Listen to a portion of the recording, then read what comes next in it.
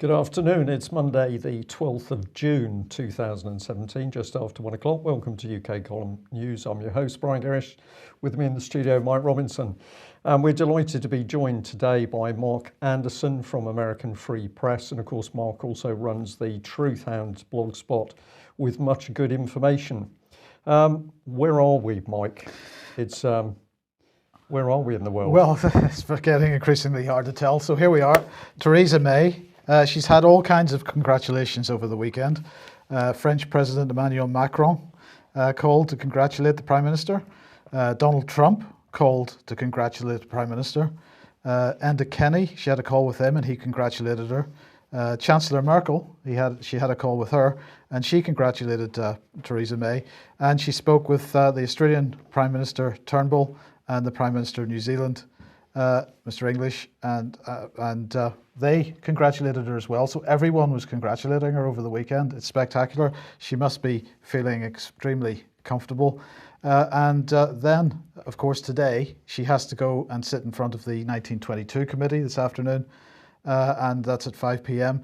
And apparently, according to various news media, they will meet her with silence rather than banging the desk as they usually do. I read part of that article, Mike, and in my mind I had, I have to say this, I had public school boys sitting with some tradition from their public schools as if they were entertaining the dinner lady to thank her for providing them with such excellent food throughout the term. This stuff has got to go. It's time, I think, to get rid of political parties because, of course, they just allow all this nonsense to happen. So we captioned this Gis A Job because we're not sure, of course, whether Theresa May will have her job for too much longer. And the question is, how will that happen? Well, all it takes is for a certain proportion of Tory MPs to write to the chairman of the 1922 committee, who's Graham Brady, and expressing no confidence in Theresa May. And once that threshold, I'm not sure what that is, and I still need to check that, has been reached, then the 1922 committee announces the start of a leadership contest. If there's only one candidate, then that candidate would automatically become leader and therefore Prime Minister for as long as the so-called coalition with the DUP hangs together. Well, I think what we're seeing, Mike, is that the old system of parties being elected on the basis of who the Prime Minister would be, that's old hat. You get the party elected and then you bring in whatever Prime Minister you think is the one. Well, that is the way the British system works. It's not based on personalities, so it's not supposed to be. That's a modern innovation. Okay, we can have a discussion on that. Yeah. Okay, so let's look at who she has decided to push alongside her. Theresa May, bolstering her position with Deputy Prime Minister role for Damien Green, says the Yorkshire Post. So let's just see who all she has. She's got Damien Green, who's actually First Secretary of State, which is a kind of Deputy Prime Minister role. Hammond stays as Chancellor of the Exchequer. Amber Rudd stays as Home Secretary, Secretary of State for the Interior, despite only having, 300 votes majority in her own constituency. That's staggering that she's managed to keep that job. Boris Johnson at the moment is Foreign Secretary, but of course we know he's angling for the top job. David Davis remains in the role of exiting the European Union, which we're not going to do, so he's not going to succeed there.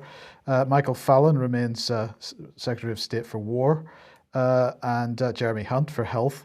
Now, if we go down through this list, just in the list that the government published, the various new members of cabinet, what we have is Theresa May. Well, she was a Remainer. Damien Green was a Remainer. Hammond was a Remainer. Amber Rudd was a Remainer. Boris Johnson was for Brexit, but actually he was a Remainer because he only did that massive U-turn at the last minute. David Davis was for Brexit. Fallon was a Remainer. Hunt was a Remainer. David Lidington, who's the new Secretary of State for Justice and Lord Chancellor, he was a Remainer. Justine Greening was a Remainer. Liam Fox was for Brexit. Greg Clark was a Remainer. Michael Gove was for Brexit. Chris Grayling was for Brexit. Javid was a Remainer. Baroness Evans was a Remainer. David Mundell was a Remainer. Alan Cairns was a Remainer. Brokenshire was a Remainer. Priti Patel was for Brexit. Karen Bradley was a Remainer. David Gauke was a Remainer. McLaughlin was a Remainer. Elizabeth Truss was a Remainer. Andrea Leadsom was for Brexit. Gavin Williamson was for a Remainer. Jeremy Wright was a Remainer. Brandon Lewis was a Remainer. So that's the entire cabinet.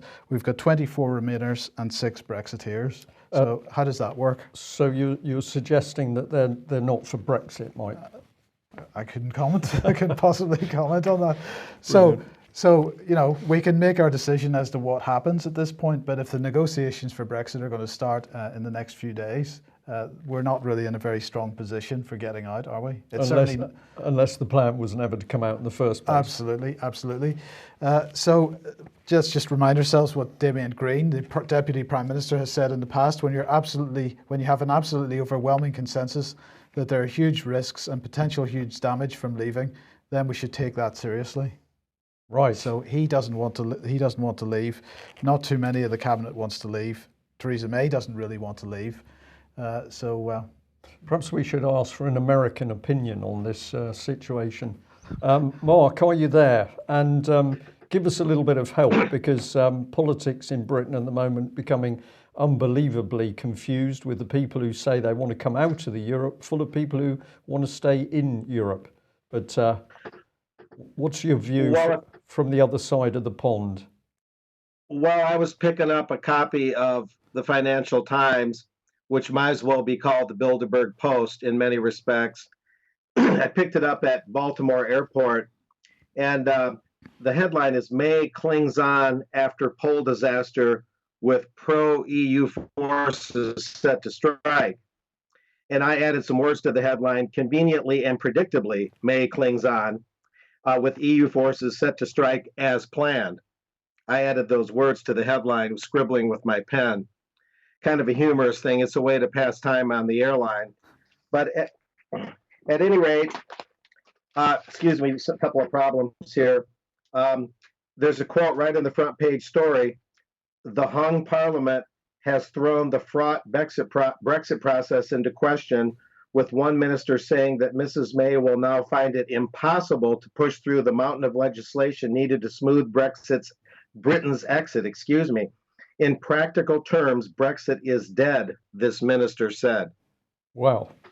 So, pardon me, I had a slight technical problem, but you actually have those words on the front of the Financial Times calling Brexit dead. And that's the Bilderberg Post. Yeah, the Bilderberg Post. Yeah. And the Economist wasn't much better, saying in perfect unison the same basic things, that now they're going to have to go for a soft Brexit. There's these words like you guys are familiar with: hard exit, soft Brexit, all these terms: hard Brexit, soft Brexit. But then you got people chiming in, calling Brexit seriously wounded or virtually dead. And it looks like they called this election, they're basically saying they called this election early, right? Theresa May didn't have to call this election right away. She could have waited. Is that correct? That's absolutely right. Well, it looks to me like, with an American's perspective, that this was all set up. She knew what the reaction would be if she called it early. She knew that the Conservative Party and herself would deflate. And then they could say, "Oh, this is all beyond our control. We didn't see this coming." But in fact, then they knew that new coalitions and new voices would step in to fill the void and to begin to call Brexit either comatose or dead. That's my American quick take on it. Yeah. So we've got a deliberately contrived situation in order to make sure that Britain does not exit from the European Union. And of course, UK Column has been saying for months and months and months that the whole idea of Brexit was a complete scam. Well, brace yourselves, because of course this is the man who is now heading the polls to become the new Prime Minister. I don't know whether this is part of his political opinion, the picture, or not, but we better put an end to Boris, Prime Minister to be. I'm just still stunned that so many people think that this man is a buffoon, that he's a little bit silly, a little bit funny. Because in my opinion, this man is extremely dangerous, both politically and perhaps in some of his other affairs. And he simply hides under the buffoonery but we've got a potentially very dangerous person to come in here. The only thing I will ask you, Mark, is it true that he shares the same hairdresser as Donald Trump? Evidently so. Or maybe the hairdressers know each other or went to the same beauty school or something, to add a little humor to our banter here. But Yes. evidently so. Okay. Clearly, neither of them have encountered a comb. But let's come into the serious stuff here, which is the fact that if we go back, we can start to see exactly what the Conservatives were putting together. So this is part of the UK column report from May 2013. So the nudge unit was to become a business, and this is the government's applied behavioural psychology unit. At that stage, they were very confident they could change the views and values of the general public by using politically applied behavioural science. And they were so confident that it would work that they then sold the program on, and America and Australia were two of the first countries to buy the technology. The unit's now become a social enterprise, so it's now been pushed out more to the commercial side of life. Nevertheless, the whole thing was born inside the political system. So let's have a look at this. Again, it has only been the UK column that has actually described how all of this propaganda machine was put together inside of the Tory party. Let's see if we can focus in on some of this.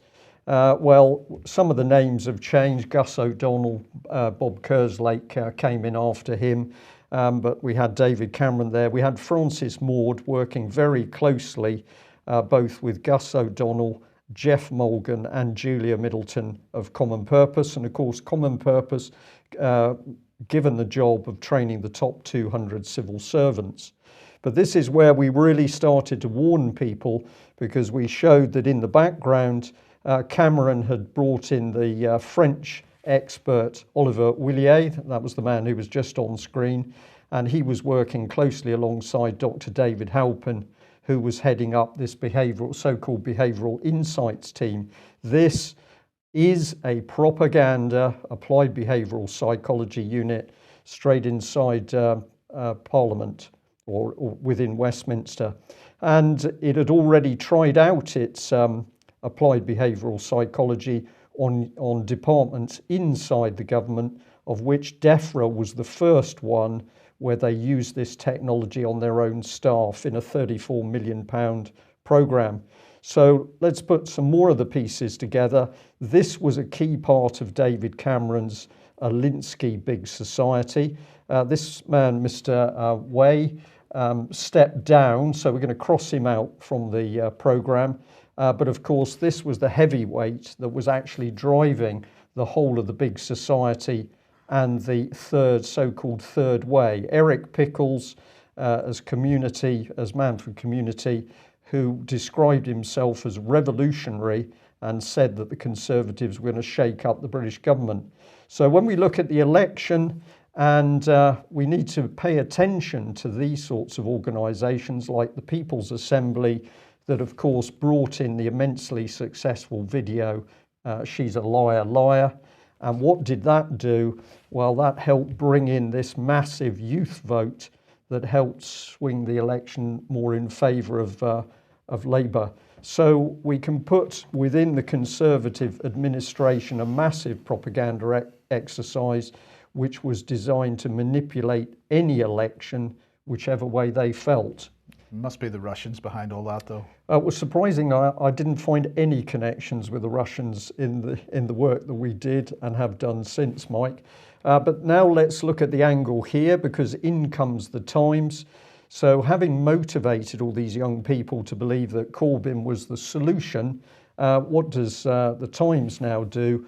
Well, it attacks them and says, well, we shouldn't really pay attention to any of these young people at all. So this is more confusion, but of course, ultimately, it's going to undermine younger people and any political opinion. So that produces the apathy. So let's come back to the future Prime Minister. And by a remarkable coincidence, a WhatsApp that he sent is leaked. So what sort of thing does this say? Well, a lot of it is sort of rather good conservative advice. She won more votes than anyone since Margaret Thatcher. I can't remember having anything like 43% of the vote. We've got to stop the narrative that Corbyn somehow won this thing. He barely did better than Gordon Useless Brown when we beat him in 2010. We must get on and deliver for the people of this country, including a great Brexit deal. And this one caught my eye. We must not allow the media to spread mischief, not least because the public are fed up to the back teeth of politics and politicians, and they certainly don't want another election. So I think what we're now really seeing is the meat of the Lib Lab con. And what's the objective here? It's to totally confuse the political situation so people have no idea what's going on at all. Of course, while the political situation remains confused, people are distracted from what's going on with Brexit. Indeed. Now, if you're asking what has that actually done for us, what has the general election bought? What we say that the general election has bought is time, because we can be sure that we're going to see in Westminster a box of rats squabbling, arguing, stabbing each other in the back, and that gives us time to expose what's really going on. And I think he did get a mention just now, which is Michael Gove returning to the cabinet. Here we are, soft Brexit. So, Mark, you're absolutely right with your analysis from the States on whether Brexit was hard, soft or non-existent, and some of that picked up in the Times here. So I think we're allowed just to put this on screen. The correct word is mayhem. Soft Brexit, well, maybe, we don't think so. Brexit is a lie and always was. Well, I had a look on the what was going on Twitter today, and I came across this from David Jones, a Leave campaigner, 90,000 followers on Twitter or so, apparently. And he said, David Davis says the UK is leaving the single market. Any attempt to keep us in will lead to big civil unrest. And that intrigued me because I wasn't certain who was saying what in this tweet. It implies that David Davis had said that any attempt to keep us in would lead to big civil unrest. So I went to the Radio 4 Today program interview with David Davis to check, and of course he said nothing of the kind. So this is basically David Jones' comment conflated with what David Davis has said, a bit disingenuous perhaps.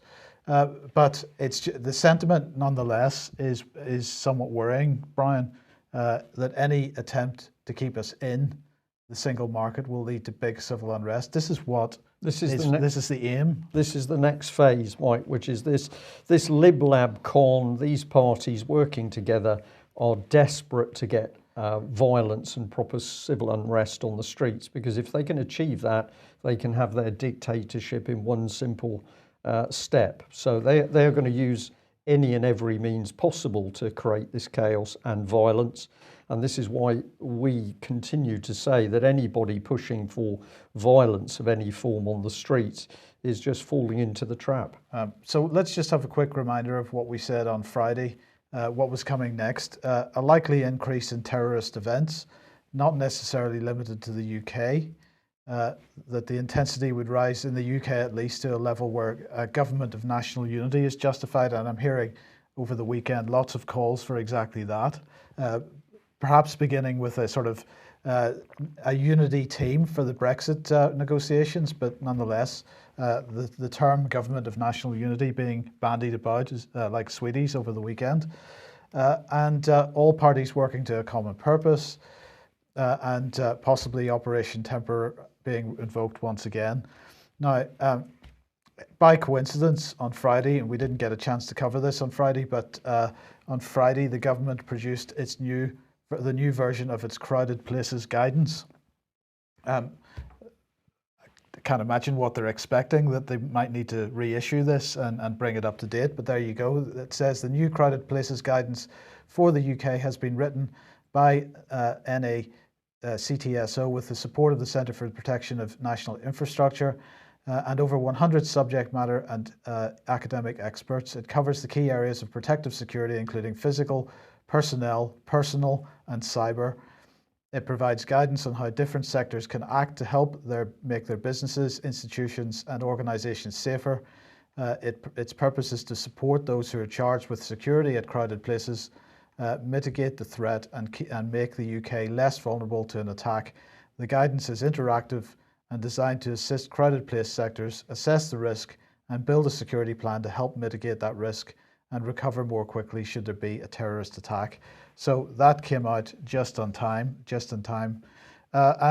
Speaking about it, Lucy Dorsey said terrorist attacks are rare in the UK, but recent events have shown that an attack could happen anywhere and without warning. You'll notice that Lucy Dorsey's image is covered up there, Brian. Is that for security? It's not for security reasons. It's actually on copyright grounds because, Commander Lucy Dorsey, basically you cannot, it's all rights are reserved on this image on the Metropolitan Police News website. So I went to look for some contacts at the Met Police and their media team to see if I could get permission to use the image outside of the Met Police website. But when I went to the contacts page, this is what I got. Well, this will certainly be a counter-terrorism measure so that you can't actually contact the Metropolitan Police in case you're a terrorist. So this listening to anybody listening to this on alternate current radio or on the podcast, basically the contacts page has no contacts on it. Right. So you cannot contact the Metropolitan Police media team at this point in time for some reason. But I have to say, Lucy has also got the same blonde hair that Boris Johnson and Trump's got, so maybe she's part of it. Quite possibly. Well, it looks like the Tory party heading for more U-turns because David Davis, as we mentioned, was on Radio 4 this morning, and he said, we have been given an instruction by the British people. We have to carry it out. That means that some elements of the manifesto will be pruned away. I thought people were elected on the contents of their manifesto, Brian. Well, not. And of course, we remember that it was Cameron that started to remove material from the Conservative website, which showed where they had failed to carry out what had been in previous manifestos. That was something which, at the time, they were accusing North Korea of censoring the media, and here was Cameron doing the same thing. So David Davis was then asked, what kind of things would be removed from the manifesto, and he said he wasn't going to prune it on air. So there you go. We don't know what's going to happen, but basically he's going to prune it in secret behind closed doors. Absolutely, but basically what they're saying is they're not going to abide by the manifesto that they were all elected on. Okay, so let's move on then to propaganda and the British Library. So the British Library has decided that beginning today, they're going to run a course. Participants can join at any time up until the end date, which is Sunday, the 23rd of July, 2017. It's a free online course. It introduces learners to current thinking and research on propaganda from political, historical, cultural, and other perspectives. And in this course, you will discuss your own political values, how you express them, and how you identify political beliefs in the world around you. And through films, presentations, and online discussions, you can explore the different ways in which people perceive concepts such as freedom, law, identity, belonging, and personal choice. This apparently has been developed by the University of Nottingham's Centre for the Study of Political Ideologies. It's in partnership with the British Library and it's presented by an organisation called FutureLearn. So there you go, they're running a course on propaganda. Well, in fact, you don't need to do this course, or at least you wouldn't need to do this course if you had been at the Media on Trial event last night in Frome. Really well run and well attended event. Run by Frome.war, so well done to Sheila and the team. It was a packed hall and spectacular. They got everything going more or less on time. It ran on time.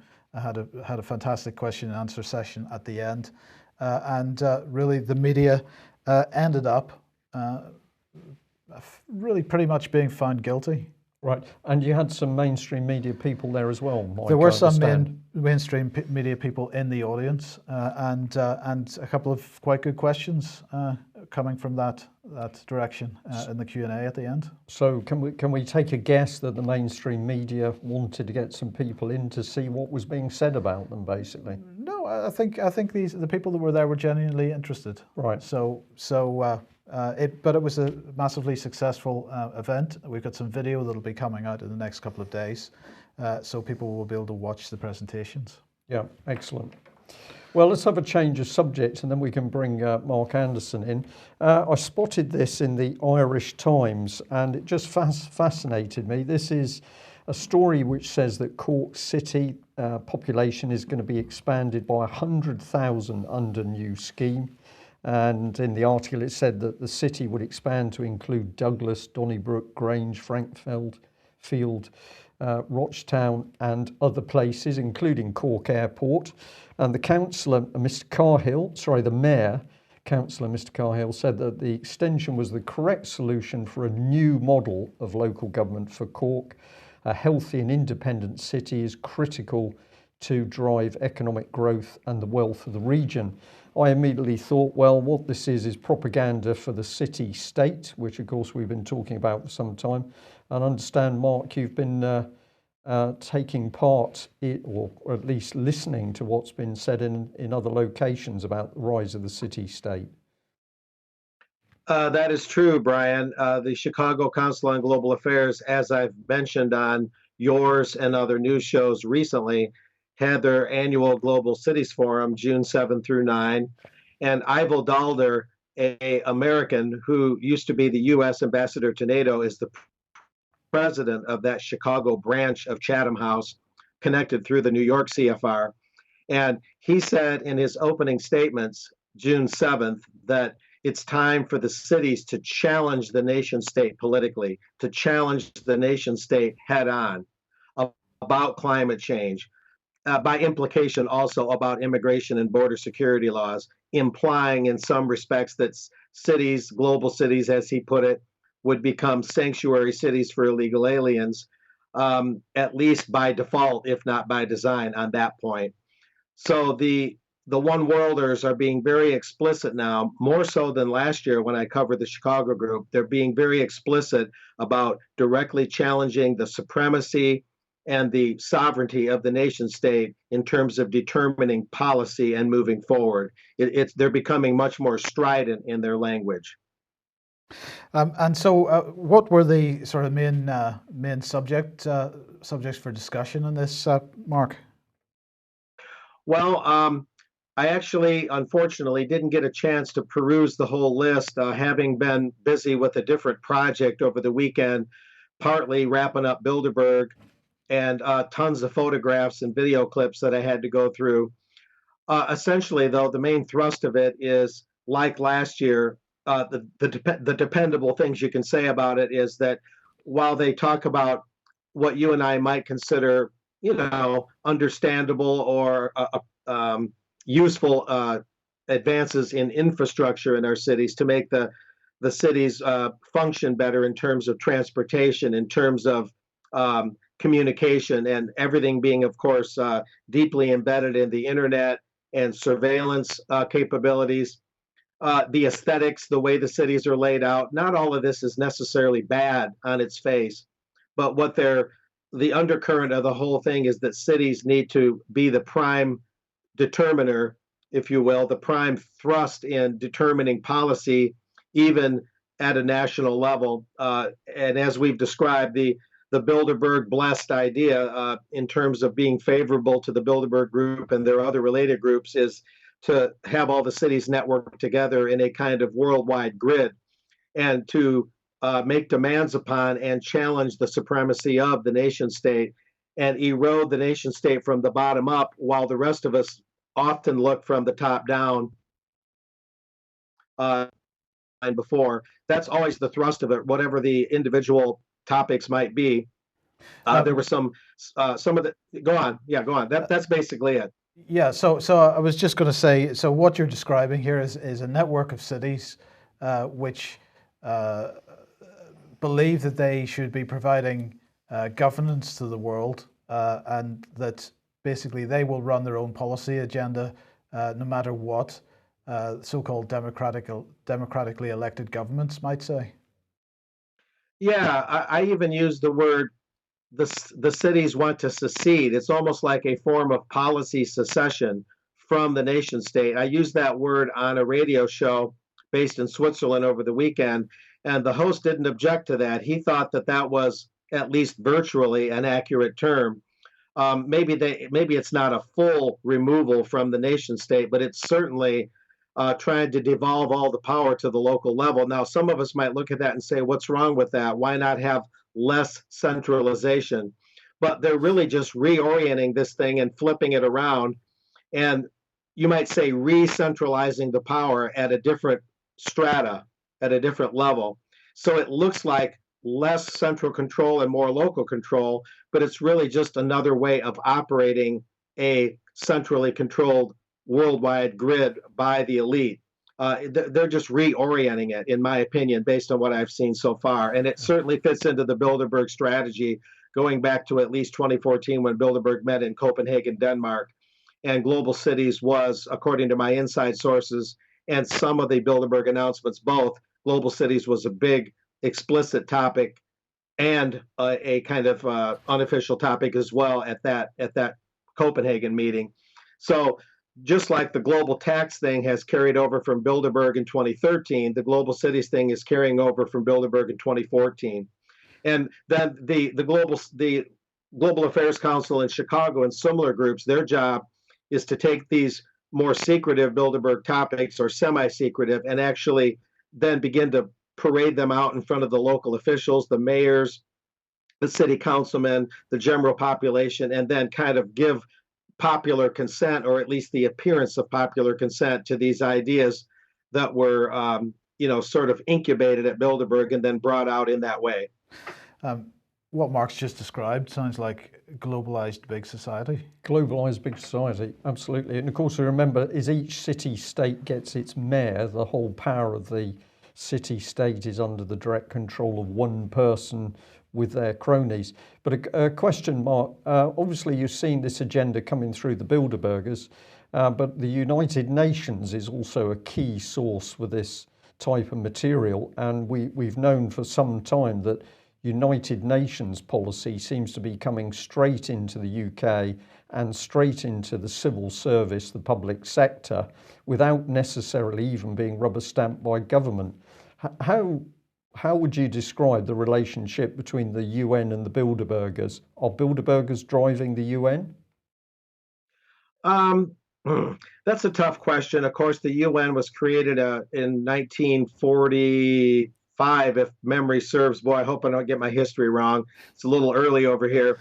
I barely remember what I did an hour ago in some respects, but I would say the UN is sort of not under the direct influence of the Bilderbergers. I think they're birds of a feather. I think they share in a lot of the same ideological ideas. The Agenda 21 of yesterday and the Agenda 2030 of today is seen by many as comporting with or aligning with Bilderberg's chief goals. And the city-states seem to fulfill the Agenda 2030 outlook, which is getting more and more people into the cities and controlling the countryside, controlling agriculture, controlling transportation and where people go, and really kind of sequestering people in cities. The talk at the Chicago thing this year at the Chicago Council meeting on global cities was how many more people, and isn't this a good thing, they say, that increasingly large parts of the population are living in the cities. More and more people are being born in the cities, born to city life. And they seem to be saying that the city life is our destiny, and that rural living will become much more relegated as the thing of the past and less significant. And that does fulfill, in general terms, the Agenda 2030 of the UN. And that's more people into cities and the countryside protected from human activity more and more. This is why U.S. national parks are declared World Heritage Sites by the UN.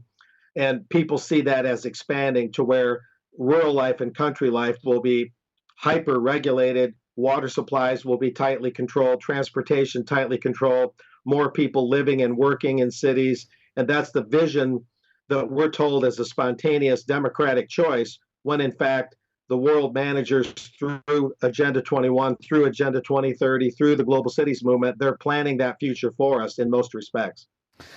Yeah, that sums it up. They are planning this future for us. So this is not something that's being debated openly in order to make sure that we're fully informed as to what the plans are. They debate it because we're too silly to really understand it, Mike.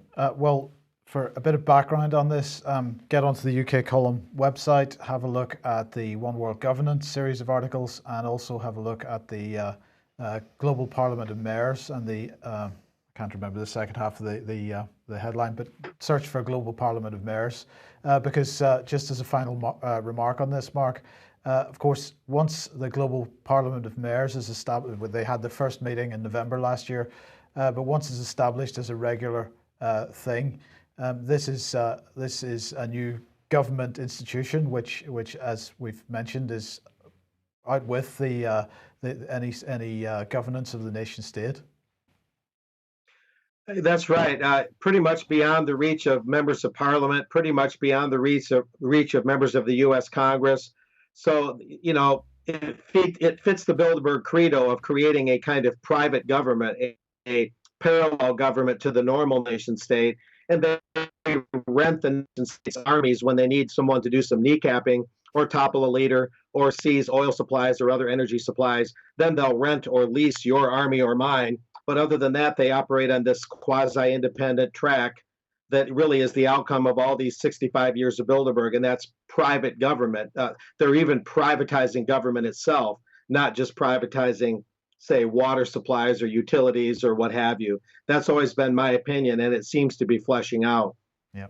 Okay. Thank you. Okay. Well, a nice little lead in there, Mark, because you mentioned sort of the use of the military. We were just fascinated to be past this headline from the Times. It said that the UK will be forced to quit top NATO role. And according to this story, they say a British officer has held the key role of Deputy Supreme Allied Commander Europe for much of the period since it was created in 1951. But experts say it's now very likely that Britain will have to relinquish the job because of Brexit. Sources close to NATO say France wants the role, although Germany is also expected to lobby for it. Now, this is a very interesting headline. What's the Ministry of Defence done? Well, they've come out extremely hard and said there are no plans whatsoever to change this deputy post from being a British officer. The military committee is NATO's highest military authority, and the chairman of the alliance's senior military officer, and the chairman of the alliance's senior military officer. The nomination of the chief of the defence staff for election to the role demonstrates the UK's unwavering commitment to the NATO alliance and its standing within it. Now, I've put there that this is the same MOD that lied over the real purpose of defence cuts, and of course those cuts were to help Britain's military to be subsumed into full EU military unification. That is happening apace. It's happening as we speak. And of course, Mike, you also pointed out that the Ministry of Defence didn't want to tell the truth about British troops in Syria.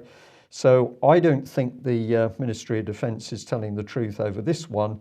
It is obvious that as Britain's armed forces have been cut smaller and smaller and smaller in order to build the European military structure, that at some point the French and the Germans would say, well, in fact, we represent the Europe rather than UK. Well, Michael Fallon had this to say: the fact that Britain holds such a senior military role underlines our leading role in NATO, with recent commitments to 500 troops in Estonia, more troops in Afghanistan, and the renewal of our nuclear deterrent. We've never been more committed to the NATO alliance, and on the basis that as Secretary of State for War, he generally lies through his teeth. We've got to assume that his commitment isn't to NATO, it's to EU military unification, and the EU will become the major power bloc within NATO. Indeed. And of course, he mentions 500 troops there as if this is a major deployment, which of course it is within the troop levels that we've currently got. So British Army dropped to around 82,000 men maximum. 500 troops is seen as a major deployment by Mr. Fallon. let's remind the nation while we have the opportunity of speaking about him that, of course, his specialism is nothing to do with defence or the military. It is, in fact, running children's nurseries. So probably 500 children in his mind, Mike. That would be the problem. But this is reality. So under the smokescreen of the election, this report is that a B2 has landed at RAF Fairford. And I just find this very, very interesting that, of course, the whole of UK's media over the weekend was all tied up with post-election analysis. And then we've got what I would call a major US asset coming into RAF Fairford. And what's it going to be doing? Well, according to a spokesperson, the B2 regularly conducts strategic bomber missions that demonstrate the credibility of the bomber forces to address a global security environment. Do you understand what that means? No. No. Mark, that quote was by an American, so I think we should come over to you to interpret it for us. I apologise for catching you on the hop there. I think Mark is not with us at the moment. He's not with us at the moment. No. Okay. All right. Well, my point was, I think what we're looking at on screen is American transformational newspeak. So what does that quote mean? We really don't know. Well, today is World Day Against Child Labour. This is United Nations exercise once again. They say globally over 1.5 billion people live in countries that are affected by conflict, violence and fragility. At the same time, around 200 million people are affected by disasters every year.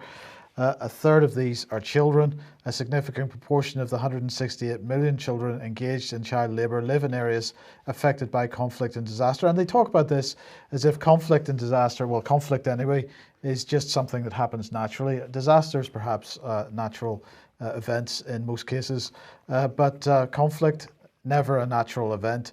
And in fact, I suppose Britain, mainly responsible for quite a lot of the conflict, with a few others perhaps, but Britain, one of the major drivers of conflict around the world. So we should pay attention to this. The World Day Against Child Labour this year will focus on the impacts of conflicts on child labour. And so they are holding an event today to mark the World Day Against Child Labour. And then that's going to be followed up with a conference, the Global Conference on Child Labour, which is going to take place in Buenos Aires in November this year, because we need a global conference to promote this type of thing. Child labour is, of course, one of the things that's holding the global economy up at the moment. So without the conflict that we are generating and the child trafficking and labour that comes out of that, Western corporations would be in a bit of difficulty. Indeed, I expect Mr. Corbyn will be on to this in due course, Mike. You think so? No. Okay.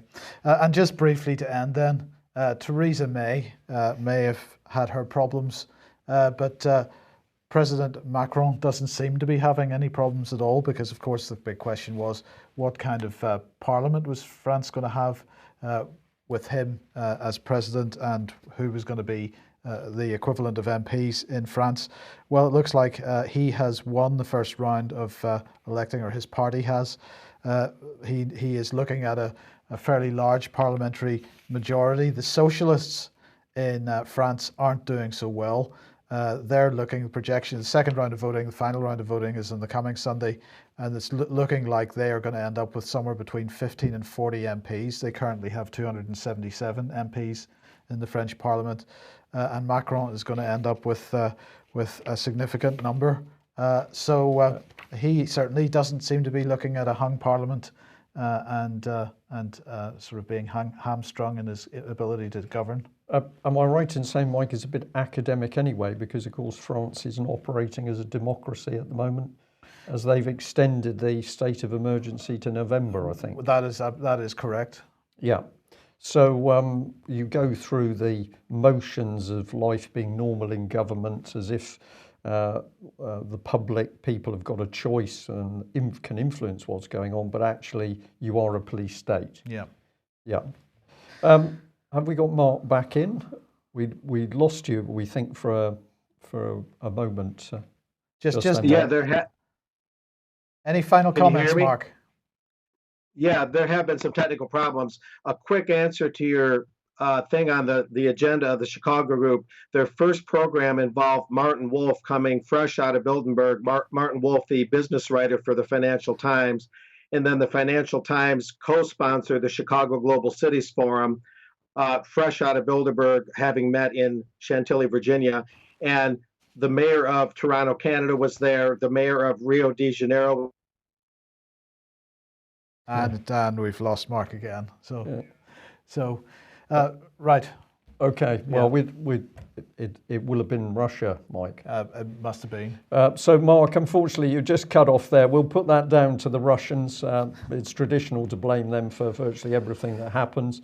I hope that whatever Macron does, he keeps his hands off our Prime Minister, because he's quite keen on the more mature lady. Yes, indeed. Okay, we better end there. Serious times in UK, turbulence, but this is the opportunity for ordinary people now to realise that the political parties are all operating to the same common purpose.